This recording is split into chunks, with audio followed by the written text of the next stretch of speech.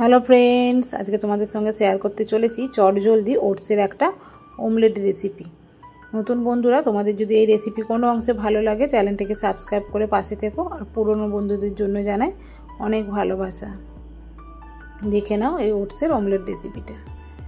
এখানে আমি পৌনে 1 কাপ ওটস নিলাম, দিয়ে নিচ্ছি প্লেন জল। এটাকে 2 মিনিট একটু ভিজিয়ে নেব।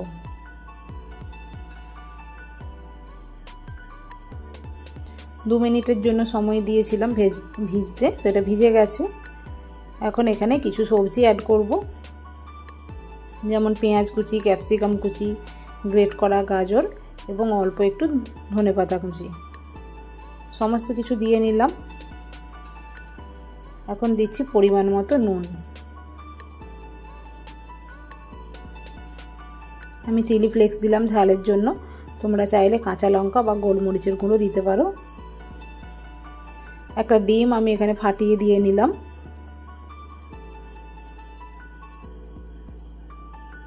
সমস্ত কিছু সুন্দর করে মেখে নিতে হবে।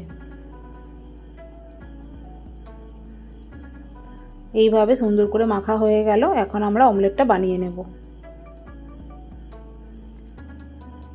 এখানে একটা ফ্রাই প্যান নিয়েছি অমলেটটা ভেজে নেওয়ার জন্য। তাতে আমি দিয়ে নিলাম অল্প একটু সাদা তেল, বেশি তেল দেওয়ার প্রয়োজন নেই। ফ্রাই প্যানটাকে কিন্তু প্রথমে আমরা হাই হিট করে নেব। এরপর আমি অমলেটের মিক্সারটা এখানে ঢেলে দিলাম। তো ঢেলে দেওয়ার পরে আঁচটাকে কিন্তু একদম লোতে করে দিতে হবে, ভেতর থেকে পুরোপুরি কুক হবার জন্য। নতুবা ভেতর থেকে কুক হবে না, ওপরটা পুড়ে যাবে, যার জন্য আঁচটাকে একদম লোতে করে দেব। দিয়ে এটাকে আমি 2 থেকে 3 মিনিটের জন্য ঢেকে দেব। লো আঁচে এটা হতে থাক।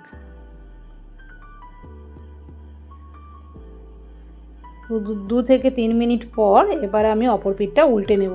তার আগে আমি ছড়িয়ে দিচ্ছি অল্প একটু অরিগ্যানো। হাতের কাছে থাকলে দেবে, নতুবা প্রয়োজন নেই। এইভাবে উল্টে দিলাম।